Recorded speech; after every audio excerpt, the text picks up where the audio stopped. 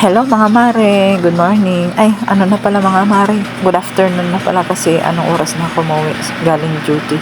So, night shift ako niyan mare, nakauwi ako 11 a.m. niya kasi dapat 7 to 7.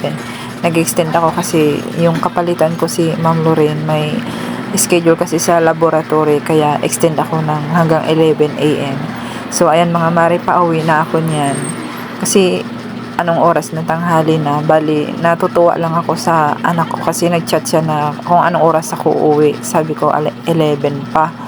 So ayun, natuwa ako kasi sabi niya nakapaglaba na daw siya at nakapagsaing. So bilang reward naman, kasi sabi niya papabili siya ng paborito niyang pizza. Yung mga binibili ko lang naman mga mare, yung mura, mura lang yan mare, kahit mga mura, yun ang gustong gusto nila, paborito nila, hindi naman yun mga mamahalin. Yun, mabibili ko lang dyan sa Sandigan. So, ayan, binilhan ko muna sila ng prutas, mare. Mansanas at saka ng lansones lang dyan sa Sandigan, pagbaba ko. So, ayan mga mare, pauwi na ako na anong oras na masakit na yung mata sa araw. So, ayan, bibilihan ko muna yung mga anak ko ng request nilang pizza. Kasi siyempre naglaban naman sila, saka dapat bukas pa yung schedule ng paglalaba kasi linggo day off ng papa nila. So bukas pahinga na lang yung papa nila kasi nakapaglaba na sila. Naisipan kong bilihan na rin sila ng milk tea mga mare. Mura lang yan mga mare. 12 ounce, ano lang, 29 pesos. Bali ang napili ko palang flavor is cheese, ano yun? Cream cheese ba yun?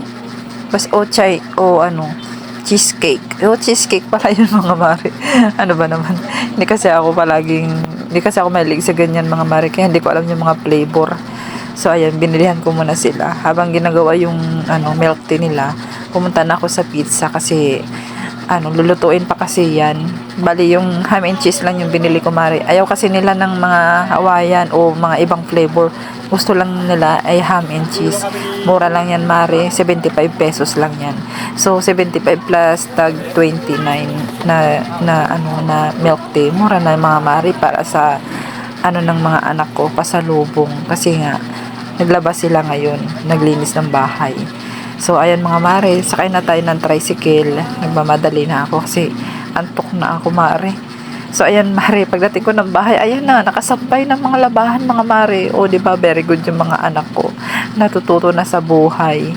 Ganyan dapat kasi dati inaano ko yan sila na hindi sila marunong magkusa, hindi sila marunong ng mga sarili nila. Ayun mare, tignan mo naman, naso-surprise ka na lang sa mga pagbabago nila. Nakapaglaban na sila, nakapagsaing. So, ayun na mga mare, nakarating ako ng bahay. Tuwang-tuwa sila na kumakain na sila ng pizza.